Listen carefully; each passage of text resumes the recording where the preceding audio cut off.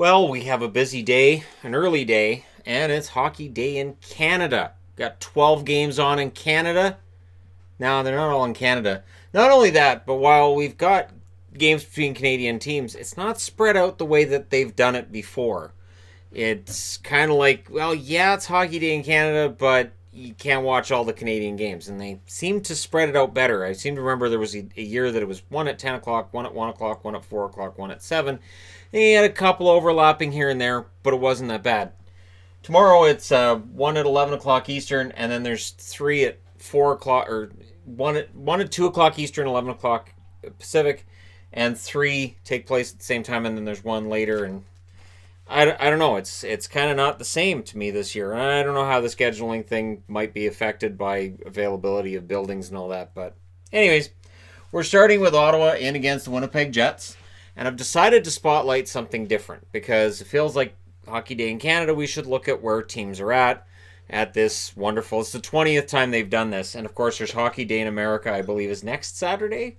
Is Hockey Day in America? It's always Hockey Day in America. There's so many American teams. 18, 25, and 11 is the record for the Ottawa Senators. Over their last 10, they're 2, 3, and 5, and on the road, they're 6, 15, and 5. The Winnipeg Jets are 27, 23, and 5. Over their last 10, they're 3, 6, and 1. So combined, over the 20 games these teams have most recently played, they've won 5 of them. Both teams need a victory. Now at home, Winnipeg's 12, 12, and 3. And it feels like coming off that last game, maybe they're getting it in gear. When we look at these teams, they haven't met yet this year. Their next meeting will be February 20th in Ottawa. So less than 2 weeks from now, they meet in Ottawa. Now, when you look at the record over the 3 years preceding this one, at this time of year, so I looked at exactly the amount of games played. I didn't look at the date, just how many games they've played. The Ottawa Senators last year at this time had a record of 20, 29, and 5. So it's telling that they actually had a better record last year at this time than they have right now, kind of, sort of. And yet there's 6 overtime loss points. They may have more points than they had, but anyways. 2017, 2018, they were 19, 26, and 9 at this time of year, and that was seen as a huge disaster. That was while Carlson was still there and all the stuff with Hoffman and all that wonderful stuff. 2016, 2017, that was a big year for them. 29, 19, and 6 was their record that year. What a difference 3 years can make from that one. So they're in year 3 of the rebuild. The Winnipeg Jets, on the other hand, 2018, 2019, they were 34, 18, and 3 at this time of year. Really solid record. The year before, 32, 14, and 9, and 2016, 2017 was not a great year for them. At this point, 25, 26, and 4. So there, I thought that was worth taking a look at. Look at where they were the last 3 years compared to right now. Laurent Brossoit is going to be starting for Winnipeg. If Hogberg starts, we may very well see overtime for the Ottawa Senators because he seems to really like overtime. I can't explain it. I don't think there's any explanation for it. That being said, moving along, Arizona's in against Boston. So this one starts at 2 p.m. Eastern, 11 a.m. Pacific. This one starts at 3 p.m. Eastern, noon Pacific. Now, for the Arizona Coyotes, they were 27, 22, and 7. Over their last 10, they're 2, 5, and 3. So a very similar record to the Ottawa Senators. The difference is Arizona's supposed to be a lot better than the Ottawa Senators, so they've got to get it together on a regular basis. On the road, they're 14, 11, and 3, but they've struggled on the road recently. Being in against Boston, that makes things tricky. Boston's 33, 10, and 12 overall. Over their last 10, they're 7, 2, and 1. At home, they're 18, 2, and 9. And depending on who you ask, either Boston's playing very well or the league's rigged it for them.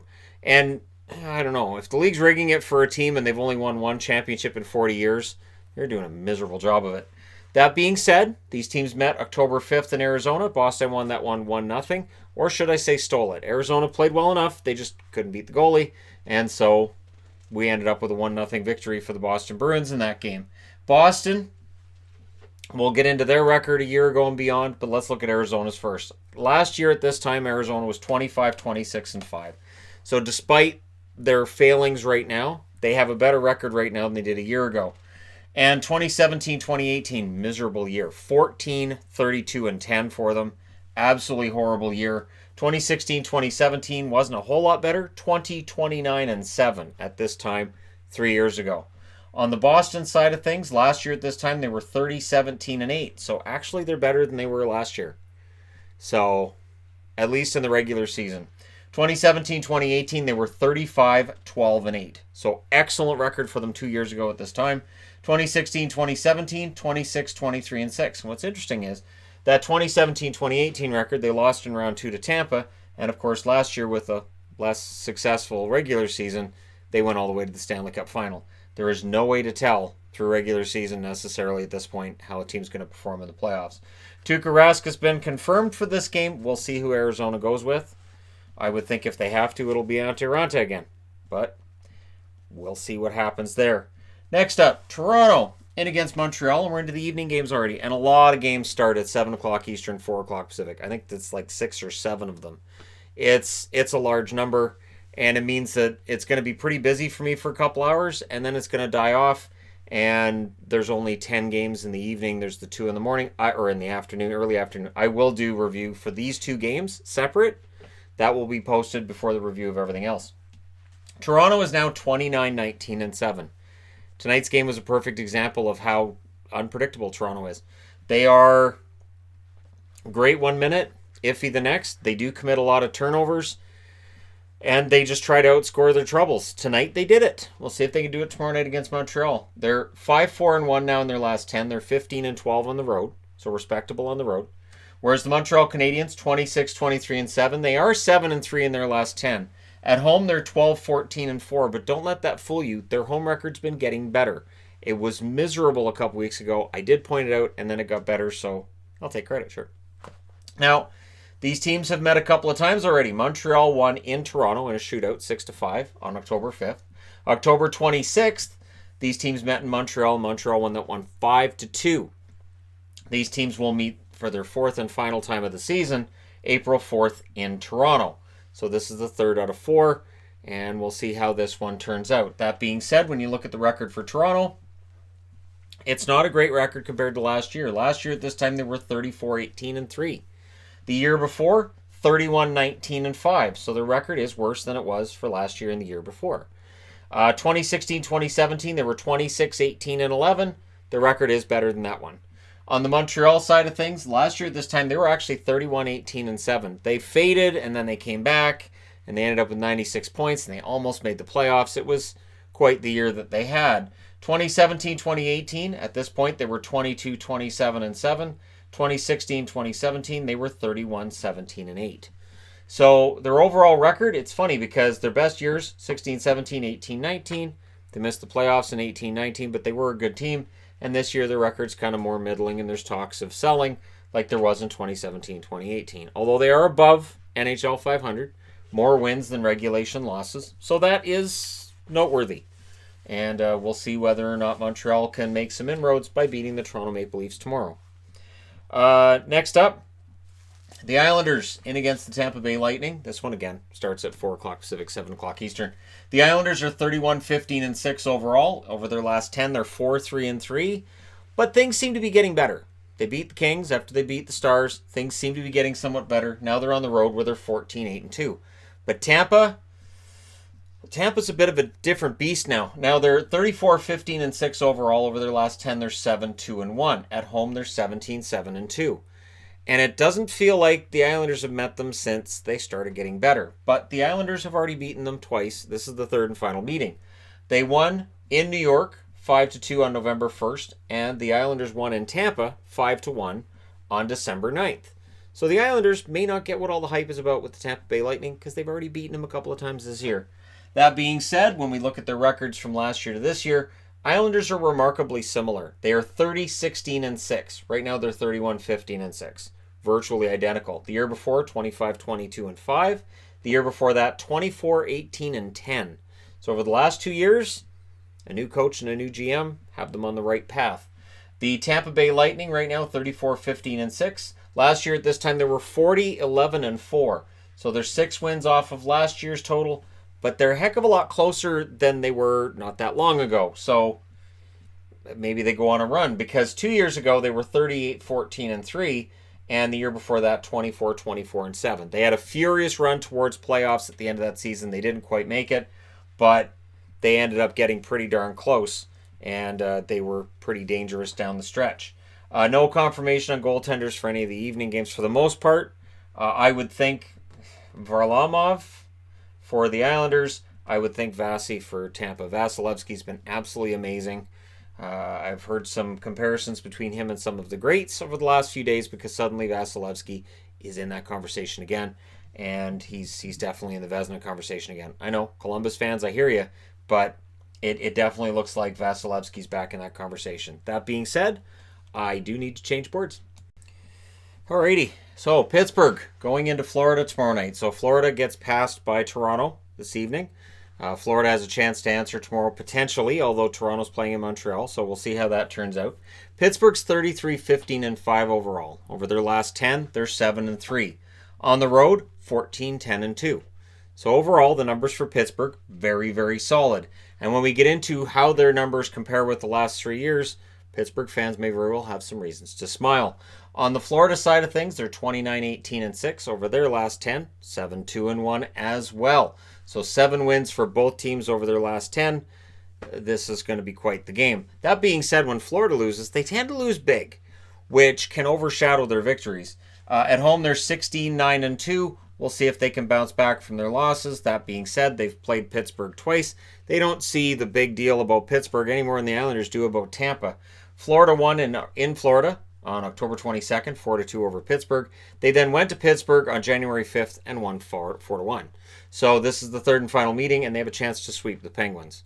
And for the Penguins, coming off of that loss against Tampa, they'll be looking to stomp them down, which is what Vegas did to Florida the last game. So Florida's going to be kind of tired of teams coming in off losses against Tampa and being angry and wanting revenge on somebody from Florida, and them being the poor saps that end up getting stomped. 2018-2019 for Pittsburgh. At this point, they were 28-19-6, so they are better than they were last year. 2017-2018, coming off of 2 straight Stanley Cup victories, they were 29-21-3, and there were points during that season where it looked like they might miss the playoffs altogether. 2016-2017, they were 34-13-6. That was a year where I kept saying, yeah, the Capitals are going to win the Stanley Cup, and going into the playoffs, I was like, I don't think they're going to win the Stanley Cup. I think it's going to going to Pittsburgh, but I only said it on Patreon. I didn't want to say it on the main channel. Now, 2018-2019, Florida, 23-22-8, so definitely better than that record. 2017-2018, 24-23-6, and 2016-2017, 23-20-10. So while we can talk about Bobrovsky now, his numbers haven't lived up to what I think Florida wanted when they signed him, the overall effect has been positive. They are in a much better position right now than they've been in any of the previous 3 seasons in order to make it to the playoffs and potentially do something once they get there, because Bobrovsky showed in the playoffs last year he can be pretty good. That being said, LA and against the New Jersey Devils. All of these games on this board are at 4 o'clock Pacific, 7 o'clock Eastern. And LA, New Jersey, it's hard to get really hyped up about this one, isn't it? Because neither of these teams are making the playoffs. But we'll have some numbers to talk about. LA's 19-31-5, not great. Over their last 10, they're 2-7-1. On the road, they're 8-19-4. So that's why you sell, because your team's kind of where it is right now. On the New Jersey side of things, they're 19-24-10. Over their last 10, they are 4-3-3. Both teams have won 19 games this year. At home, New Jersey's a miserable 7-9-10. So New Jersey's not great at home, LA's not great on the road, and fight. Next game these teams play will be February 29th at LA. Every time I hear February 29th, I think of the Pirate movie. I'm really dating myself with that one. Where it turns out he can't marry her because he was born February 29th, so he's actually only, I think he was 4 years old, according to the calendar.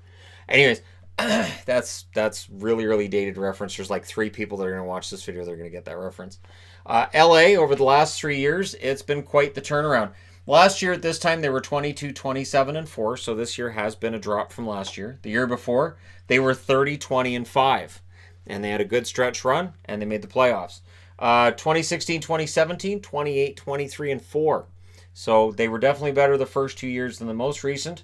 That being said, New Jersey, similar story. Last year at this time, they were 20-25-8.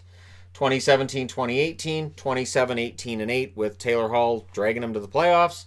And the year before that, 2016-2017, 22-21-10. So 10 overtime loss points, dragging them to a better record than they probably should have had at the time.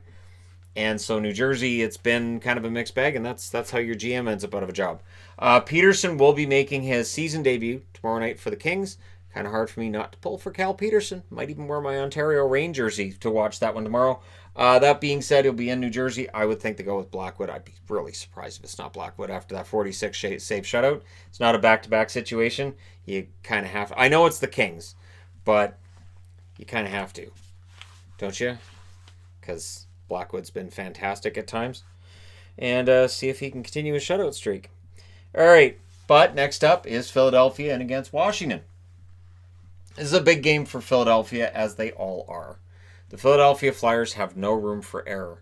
And coming off that really stinging 5-0 loss against the Devils, they have to bounce back. We can't get into Carter Hart and how long is he going to be out? And what about the other injuries? How long is anybody else going to be out? It is up to the guys who are on this roster right now to turn it around. They're 29-18-7 over their last 10. They're 6-3-1. Good record over their last 10. On the road, they're 11-13-3. But it feels like they're starting to make some gains on the road. The problem is that loss against New Jersey was at home 5-0. Now, the Capitals are 36-13-5. And they're looking to get back first overall in the NHL, which they lost to the Boston Bruins.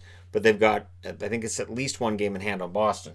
Now, in their last 10, they're 6-4. And at home, they're 16-7-4. So they're going to need to basically assert themselves early and not take Philadelphia lightly at all. November 13th in Philadelphia, Washington won 2-1 in a shootout. January 8th, Philadelphia won 3-2. That was very recent, so they should remember that. And their next meeting will be March 4th in Washington. So it's important now for the Washington Capitals to have that home ice advantage work for them in this meeting and the next one. It may very well take Philadelphia out of the playoffs altogether. 2018-2019, Philadelphia, who right now are 29-18-7, as I said, they were 24-23-7, so much better record than then. The year before, 2017-2018, they were 26-19-9, so they're better than that record as well. And they're better than the record they had the year before that of 26-21-7. So yes, Philadelphia's record is better than it's been for the last 3 years at this time of the season. Elliott will be the starter, as again, Hart is close, but they're not saying exactly when he'll be back. Washington, last year at this time, they were 30-18-6. And the year before, when they won the Stanley Cup, they were 32-17-5 at this point in the year. They actually have a better record than they did the year they won the Cup. But in 2016-2017, they were 37-11-6, the best of the four records. And of course, that year, they got taken out in round 2. So regular season records, when they're great for the Capitals, it's easy to kind of look at that and go, oh, so they're going to lose it, right? It's just that's how we react. I'm sorry, Adam. That is how we as fans react. So with apologies and moving along, the Colorado Avalanche in against Columbus ends out this board, the second out of 3. And again, 4 o'clock Pacific, 7 o'clock Eastern. Colorado 30-16-6 seems to be getting it turned around again. They are one of the ultimate riding the wave up down teams this year. And they're 5-3-2 in their last 10. So if they can go even just 500 from here, that puts them 14 games above 500, 96 points. That makes the playoffs in the West. They're 16-9-2 on the road. Now, they're in against Columbus, who are 30-16-9 in their last 10. Undefeated in regulation, 9-0-1. Not too shabby for the Columbus Blue Jackets. At home, they're now 18-9-2. And they only allowed, 16 shots against Detroit. Colorado is going to have to come out early and often to make this work. These teams met November 9th. Colorado won 4-2 over the Columbus Blue Jackets. That, of course, was before Columbus became what they are now. They became what they are now right around middle of December, I think, is when this streak started. And they've been the best team in the league since then. 2018-2019, at this point, Colorado was 22-22-8. They, of course, made the playoffs. They had that miserable December, which took them forever to get out of, but they eventually made the playoffs, and then they got the upset in the first round. The year before that, they were 29-19-4, 2016-2017, that awful season, 15-35-2. So they had 32 points. Keep in mind, Detroit currently has 30. So as bad as the season looks for Detroit right now, Colorado wasn't really that much better at all. They had 15 wins at that point. Now, Columbus, 32-20-3 last year at this point, so they had 65 points there. No, 67 points there. They have 69 right now. So they have more points than they had last year through the same number of games. The year before that, 28-23-4, and the year before that, 35-15-5. That was a great year. That was the year they had that huge winning streak that went on for what seemed to be forever. and then they lost in the first round. So they learned not to peak too early. That being said, that should be one heck of a game. I would think Columbus could very well pull off another one. Does Merzlikins have another shutout in him? Does Korpisalo suddenly show up and he plays the hero and gets a shutout? I don't know. Nothing will surprise me with Columbus from here.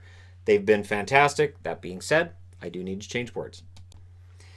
Yeah, we got another one starting at 7 o'clock Eastern, 4 o'clock Pacific, and it's in Edmonton. I don't understand the scheduling on this one. This one should be starting at 9 o'clock Eastern?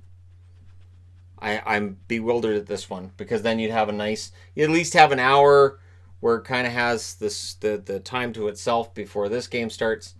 But again, Hockey Day in Canada, it doesn't feel right for Hockey Day in Canada. Fix the scheduling next year. That being said, Nashville 26-20-7 overall. They have to feel pretty good about themselves. They are 6 games above NHL 500, 26-20-7. They're 6-4 in their last 10. On the road, they're 15-9-3. So really great run right now for Nashville. Have won 3 out of 4. On the Oilers side of things, I'll get it. It'll get there. I keep wanting to say Islanders because it's orange and blue. So 28-20-6 might be overtired as well. Last 10, they're 6-3-1, and at home they're 13-9-4. And here's the thing. So the criticism that gets lobbed at me every now and then is that I praise the Oilers too much and then I criticize them too much. Because on any given night, they can look fantastic, and then the next night look like a complete disaster. And it really comes down to, do Draisaitl and McDavid save this team? Now, currently they're on separate lines. How long does that last? I don't know. But it's been kind of a drain, and I really think that Battle of Alberta last week took everything out of both Alberta teams. And it's going to be up to them to really get things going. Maybe this game against Nashville is that one where Edmonton gets things going again. January 14th, Edmonton beat Nashville 4-2. And their next meeting will be March 2nd in Nashville. Now, when you look at their records over the last 3 years, for Nashville, this has not been a great year. 2018-2019, they were 31-18-4, much better than this year's record. 2017-2018, 32-12-9. Where it gets interesting is 2016-2017, they had a 26-19-8 record, which is only 1 point different than right now. They made it as the number 2 wild card, and they went to the Stanley Cup final. So maybe Nashville's got something in store for us this spring. Maybe they go on another unexpected run, and we'll see, right? But right now their record is almost identical to the one that they had when they went to the Stanley Cup final. The Oilers last year were 24-25-5, so that wasn't a great record. And I remember Oiler fans getting excited at points where they'd win a few games in a row and then it would fall off again. 2017-2018, 23-27-4. The year before that, when they last made the playoffs, 28-18-6. Very similar record to the one they're sporting right now. So that bodes well, that they had a couple of miserable seasons, but right now they're on almost exactly the same points pace as they were 3 years ago when they last made the playoffs, and they got to round 2. So that's good news for the Oilers.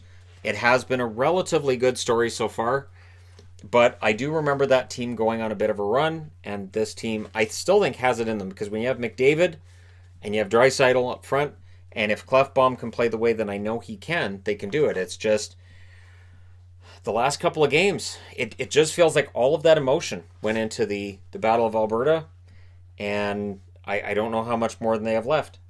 Dallas, after a really tough loss against Minnesota, now they get to go into St. Louis. It does not get easier. Dallas is 30-19-5 overall. Over their last 10, they're 4-5-1, and on the road, they're 14-10-3. So a good road record, but St. Louis, they're going to be looking to bounce back from last night's loss against Winnipeg. St. Louis is 32-15-8. Over their last 10, they're 4-5-1 as well. This is that downbeat that you see every team get, and right now St. Louis is going through it. So could they fall out of the top row in the power rankings tomorrow? The answer is yes. They absolutely could. Have they? You guys will have to find out. I'm not going to tell you guys right now. That being said, they can also be in the top row tomorrow night's power rankings, so I'm not giving anything away there. Just that, yes, they've slipped. That 4-5-1 record will cause a team to slip. The 18-5-4 at home, that's still pretty good. And for Dallas, it'll be the second of a back-to-back for them, not a home and home, a back-to-back. And so we'll see if St. Louis can take advantage. So far, St. Louis has been able to defeat Dallas. October 5th, St. Louis won in St. Louis 3-2. November 29th, St. Louis won in Dallas 3-1. Their next meeting will be February 21st in Dallas. So we'll see whether or not St. Louis can win the season series by having won 3 in a row with tomorrow night in their back pocket or not. For Dallas, at 30-19-5, that's close to the best record they've had over the last few years. 28-21-5 last year, 31-19-4 in 2017-2018. 2016-2017, they were 21-23-10. I remember that season well. I had a lot of complaints that year. I had a lot of issues. I had many grudges with the team that year. That being said, St. Louis last year at this time were 28-22-5. I saw a post about some team today, I'm not going to say which one, where somebody said, it's fine. St. Louis was last in their division at this time last year. No, they weren't. At this time last year, they had already started digging their way out. They were at 28-22-5. They were already well above 500. So, no, they were not in the tank. At this point, last year, they had dug their way out, and they were looking pretty good. 2017-2018, they were 32-20-3. And 2016-2017, they were 28-22-5 as well. So an odd exact between 2 years apart, and very similar between where they were 2 years ago and right now. And remember, 2 years ago, didn't win the Stanley Cup. So again, regular season records are nice. They do have more points than they've had in the last 3 years at this time of year, but it doesn't necessarily translate to wins in the Stanley Cup. It's just something fun to look at. That being said, moving along, Calgary in against Vancouver, and while this one starts at 8 o'clock Eastern, 5 o'clock Pacific, the Flames and the Canucks starts at 7 o'clock Pacific, 10 o'clock Eastern. And for the Flames, it's kind of put up or shut up time. They're 27-22-6. So it's been a bit of a slog for them lately. They're 4-5-1 in their last 10. They're 14-12-2 on the road. The good news is Vancouver also has been having their struggles over the last, we'll say, week now. Winless in their last 3. They're 30-20-5 overall. Their last 10, they're 6-3-1. If they could have beaten Boston, if they could have beaten Minnesota, they would have widened that lead over the rest of the division. It wouldn't be a comfortable lead, but it would be much more comfortable than it is right now.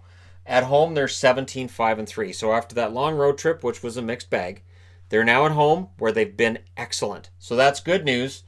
Calgary, they won at home against Vancouver on October 5th, 3-0. And December 29th, Vancouver went into Calgary and won 5-2. The next meeting will be in Vancouver on March 27th. So this is the first time Calgary journeys to Vancouver out of 2 meetings in Vancouver this year. And they split the meetings in Calgary. So Calgary should have that one in their minds as they come into the building and look for some points, because this is a team they're chasing for first in the division. Now, Calgary last year at this time were 34-15-6. Amazing run, ended up being first in the conference. 2017-2018, they were 28-19-8, which is still better than where they are right now. 2016-2017, they were 27-25-3. So they had fewer overtime losses, but they still had the same number of wins. And so if it feels similar to a few years ago, yeah, you're right. On the Vancouver side of things, they haven't been over 500 at this point in the season in any of the last 3 years at this stage. 24-24-7 last year. The year before, 21-28-6. The year before that, 24-25-6. So yes, Vancouver is much better right now than they were the previous 3 seasons at this stage of the year. And I understand there's people who are like, they're just going to follow the playoffs anyways. As long as they can end up winning more games than they lose, if they can end up with around 89, 90 points, which would admit, they end up falling below 500 the rest of the season, I would be quite happy with that. I'd be quite happy with that season. And, we'll see. We'll see how things turn out and what they end up doing with their contracts this summer. But there is still cautious optimism for me that this team is out of the rebuild and things are getting better. That being said, the last game of the night, Carolina in against Vegas. So for the Carolina Hurricanes, who are right at that line, they have to win in Vegas. And they have to keep in mind Vegas went in and beat them at the end of January.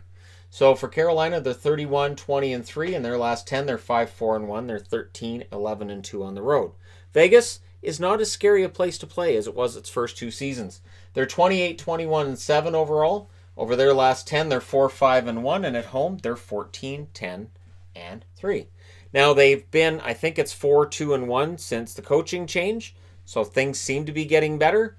That being said, January 31st, Vegas did go into Carolina and win 4-3. We'll see if Carolina has revenge on their minds as they go into Vegas tomorrow night. For Carolina, it's been a good run. Last year at this time, they were 27-21-6. The year before, 24-21-9. The year before that, 24-22-8. Keep in mind, last year they went on an amazing run from January forward, and they ended up charging into the playoffs. This year, they charged out of the gate, and it's been kind of an up and down season for them since then, right around 500. Vegas, this is easily the worst record they've had at this stage of the season, but it's only 3 years in. Last year, they were 31-21-4 at this point. The year before that, 37-15-4. 37 wins. It's just insane. And the year before that, not yet, is what I wrote on the board because they weren't in existence yet. So I can't talk about how their season went because there wasn't one. They've never been below 500 at this point in the season, which is amazing. They're in year 3 of their existence. And this is why when I even saw a post on the channel here, they haven't won anything yet. They're in year 3. Nobody's supposed to win anything going into year 3. They're in uncharted territory. This is absolutely ridiculous what they're doing here. Yes, the Blues made the Stanley Cup final the first few years of their existence against other expansion teams. These guys have done it against established teams. This year, a bit more of a slog than it was the first couple years, but they could still finish first in the division because the Pacific, kind of in the tank right now. And so we'll see whether or not they can do that. Again, for Vancouver, 6-3-1 in their last 10. Edmonton 6-3-1, but Calgary 4-5-1. Vegas 4-5-1. Nobody's really running away with the division right now. And so we're still waiting on Vegas. There's a lot of people still waiting on Vegas to turn it on. Can they do that? Yes. Will they? That's the $1 million question right there. Let me know your thoughts and winners and all that in the comment section below as always. Don't forget to hit like and subscribe if you're browsing your way through. You just happened upon this video. Be a busy day tomorrow, so rest up. Thank you guys so much for watching. Happy Hockey Day in Canada, and I will talk to you again soon.